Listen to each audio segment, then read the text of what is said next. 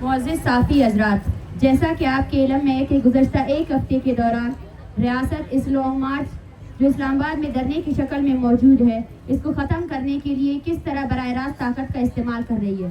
بلوچ خواتین اور بچوں پر تشدد کر کے انہیں اسلام آباد سے بے دخل کرنے کی کوشش ہو، یا سینکڑوں بلوچ طلباء، طالب علم اور نوجوان جو اسلام آباد میں لانگ مارچ کے شرکاء کو ویلکم کرنے کے لیے جمع ہوئے تھے، ان پر شدید تشدد اور ان کی غیر قانونی گرفتاری اور جیل سے جبری گمشدگی، یہ تمام واقعات بلوچستان کے کسی گاؤں یا دیہات میں نہیں بلکہ پاکستان کے دارالحکومت اسلام آباد میں ہوئے ہیں اور دنیا اور کیمرے کے سامنے ہوئے،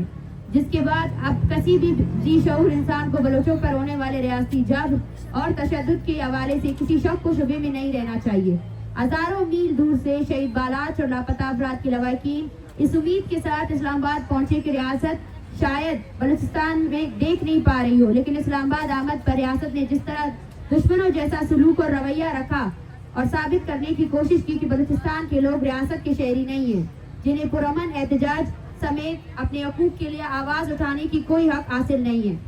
اس لیے ان کے ساتھ ریاست کچھ بھی کر سکتا ہے۔ خواتین اور بچوں پر تشدد، لاپتہ افراد کے لواحقین کو جیل میں ڈالنے سے لے کر جس طرح رات گئے سوئی ہوئی خواتین پر حملہ کرتے ہوئے انہیں ہراساں کرنے اور ساؤنڈ سسٹم کو چوری کرنے تک یہ ثابت کرتے ہیں کہ ریاست بلوچوں کے خلاف ہر طرح کے حربے استعمال کر رہی ہے۔ معزز صافی حضرات، جب تشدد، لاٹھی چارج، واٹر کینن، جیل، تذلیل اور دیگر ذرائع لانگ مارچ شرکاء کی جدوجہد کو سبوتاژ کرنے میں ناکامیاب ہوئے تو انہوں نے صافی نما ریاستی اہلکاروں سے لواحقین کو ٹارچر کرنا شروع کیا۔ بہت سے ایسے صحافیوں کو اس نیت سے بھیجا تاکہ لانگ مارچ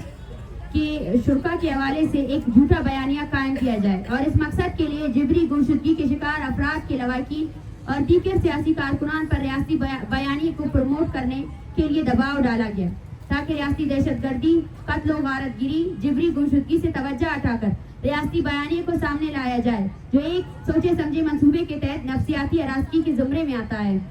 بلوچستان میں اس وقت ایک ہی حقیقت پایا جاتا ہے اور وہ حقیقت بلوچستان میں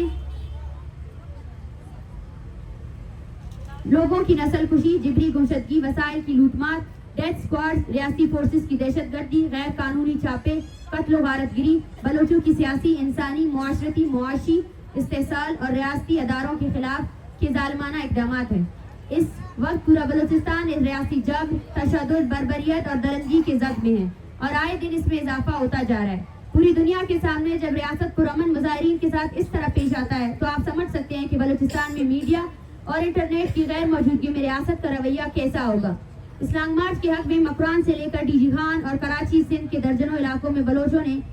ہزاروں کی تعداد میں روڈوں پر نکل کر ریاست پر واضح کر دیا ہے کہ بلوچ قوم مزید ریاستی دہشت گردی قبول نہیں کرے گی اور اس جبر کے خلاف مزاحمتی عمل میں برسر پیکار لاپتہ افراد کے لواحقین، ریاستی جبر کے شکار لوگ اور سیاسی جہدکار یکجا ہیں۔ معزز صافی حضرات، ریاست کی سنجیدگی اور مسائل کے حوالے سے مذاکرات کی انتہا یہ ہے کہ جہاں ایک جانب پریس کانفرنس کر کے کہا جاتا ہے کہ مظاہرین کے ساتھ مذاکرات کر کے مسائل کو حل کیا جائے گا، تو دوسری جانب مظاہرین کو گرفتار کرنا، اغوا کرنا، اٹھانا، تشدد کا نشانہ بنانا اور ہراساں کرنے کا عمل شدت سے جاری ہے۔ پاکستان کے انصاف کا اعلیٰ ادارہ ہائی کورٹ میں بھی بھرپور جھوٹ بولا گیا۔ 2 دن پہلے میڈیا میں اسلام آباد پولیس نے تمام طلباء کی رہائی کی جھوٹی خبر چلائی، جبکہ حقیقت یہ ہے کہ تمام طلباء اب تک بازیاب نہیں ہوئے ہیں، جو ریاست کی غیر سنجیدگی کو واضح کرتی ہے۔ جبکہ ایک طرف جہاں مذاکرات کرنے کی باتیں ہوتی ہے تو دوسری جانب رات گئے سوئے ہوئے مظاہرین کو ہراساں کرنے کے لیے بندوق سے حملے کیے جاتے ہیں، جو ہمارے ان خدشات کو حقیقت میں بدل دیتی ہے کہ ریاست بلوچستان کو ایک کالونی کی طرح ڈیل کرنے کی کوشش کر رہی ہے۔ ریاست کو 3 دن کی الٹیمیٹم لاپتہ طلباء کو رہا کرنے کے لیے دیا گیا تھا، جو اب تک پورا نہیں ہوا ہے اور اب تک تمام طلباء رہا نہیں کیے گئے ہیں، جبکہ دوسری جانب مسلسل جھوٹ بولا جا رہا ہے۔ معزز صافی حضرات، تربت سے میلوں دور لاپتہ افراد کے لواحقین، ریاستی جبر کے شکار عوام اور سیاسی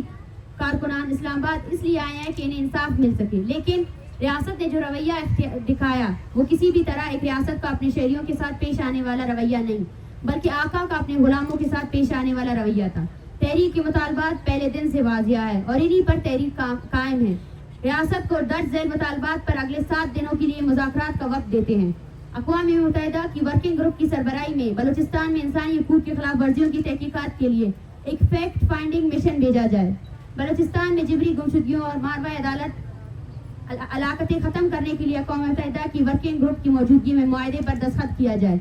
تمام جبری طور پر لاپتہ کیے گئے بلوچوں کو، خاص طور پر جن کے اہل خانہ اس دھرنے میں شامل ہے، کو فوری رہا کیا جائے. بلوچستان میں ماورائے عدالت قتل کے سرغنہ ادارہ CCD پر پابندی عائد کی جائے اور ریاستی ایجنسیوں کی سربراہی میں چلنے والے ڈیتھ اسکواڈز کو خاتمہ کیا جائے، جس کی تحریری اعلامیہ جاری کیا جائے. جبری طور پر لاپتہ افراد کو جعلی مقابلوں میں قتل کرنے کا اعتراف کیا جائے، جس کے لیے وزارت داخلہ کی جانب سے اعترافی خط جاری کیا جائے اور پریس کانفرنس بھی ہونی چاہیے جس میں تمام متاثرین کے نام شامل ہو اور اس کے ساتھ ہی پرامن مظاہرین کے خلاف تمام جعلی FIR واپس لیے جائیں. اگر درج بالا مطالبات پر ریاست نے سنجیدہ مذاکرات نہیں کیے اور سنجیدگی نہیں دکھائی اور جس طرح انہوں نے گزشتہ ایک ہفتے کے دوران مظاہرین کے ساتھ رویہ رکھا ہوا ہے اور یہ سلسلہ جاری رہا، تو ایک ہفتے کے بعد تحریک کی جانب سے ریاستی نسل کشی کی پالیسیوں اور بلوچستان کے ساتھ کالونی جیسا سلوک کرنے پر ریاست کے تمام اداروں سے واضح مایوسی کا اظہار کر کے ہم اپنا مدعا بلوچ عوام کے سامنے رکھیں گے اور پھر فیصلہ عوامی قوت کرے گی. اس ایک ہفتے میں ریاست کو بلوچوں پر واضح کرنا ہوگا کہ وہ بلوچوں کی نسل کشی کے حوالے سے کتنا سنجیدہ ہے، تو انہیں عملاً ثابت کرنا ہوگا اور بلوچستان میں جبری گمشدگیوں، ماروی عدالت قتل سمیت تمام قسم کی انسانی حقوق کی پامالیوں اور غیر قانونی اقدامات فوراً بند ہونے چاہیے. اگر ریاست اپنے کالونیل مائنڈ سیٹ کو تبدیل کرنے کے لیے تیار نہیں ہے تو پھر فیصلہ بلوچ عوام کے کورٹ میں ہوگا. شکریہ.